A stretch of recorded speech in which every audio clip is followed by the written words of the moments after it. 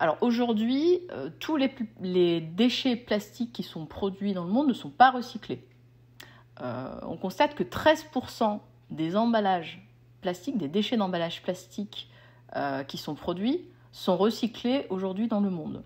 Alors c'est très variable en fonction des pays. Par exemple, aux États-Unis, on est autour de 5%, pas énorme, hein. En Europe, on est autour de 33%. Et en France, on a atteint en 2021 30% de déchets plastiques recyclés. Quand je parle de déchets plastiques, je parle bien sûr d'emballage plastique.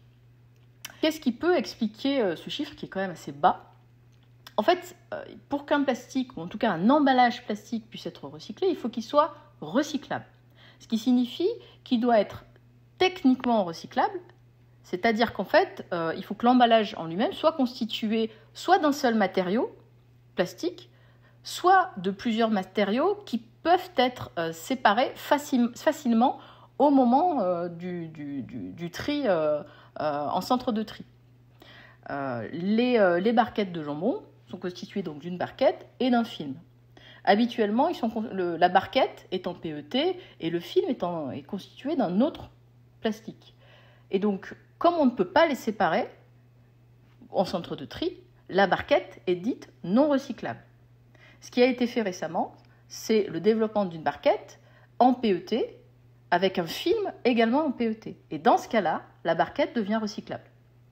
Il y a un autre critère qui doit être pris en considération, c'est que le plastique est une matière organique. Et donc, au fur et à mesure des recyclages matières, donc on fait fondre la matière, on la fait monter en température et potentiellement on la dégrade à chaque fois qu'on la recycle. Et donc, si on prend une matière recyclée et qu'on la recycle plusieurs fois, le nombre de recyclage maximum est de 3-4 fois en fonction du plastique. Maximum, si on souhaite l'utiliser dans l'emballage alimentaire. Si on change d'application, l'application de type textile, on peut aller jusqu'à 8 fois, mais c'est le grand maximum. Quand on compare aujourd'hui le taux de bouteilles et de flacons qui est recyclé avec celui des autres types d'emballage, alors celui des flacons, il est à 59%, et celui des autres emballages, il est à 11%, en fait.